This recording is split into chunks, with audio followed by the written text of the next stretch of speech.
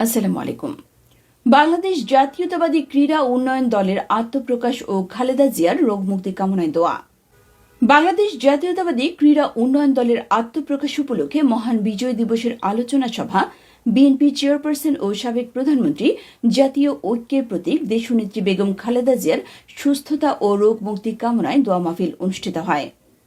সোমবার 22 ডিসেম্বর সন্ধ্যায় বাংলাদেশ জাতীয়তাবাদী ক্রীড়া উন্নয়ন দলের আয়োজনে মতিঝিল ডিডিএস মিলনায়তনে মহান বিজয় দিবস উপলক্ষে আলোচনা সভা, বিএনপি চেয়ারপারসন ও সাবেক আপোষহীন প্রধানমন্ত্রী, জাতীয় ঐক্যের প্রতীক দেশনেত্রী বেগম খালেদা জিয়ার সুস্থতা ও রোগমুক্তি কামনায় দোয়া মাহফিলে প্রধান অতিথির বক্তব্য রাখেন বাংলাদেশ জাতীয়তাবাদী যুব দলের সাবেক সাংগঠনিক সম্পাদক মোহাম্মদ ইসহাক সরকার।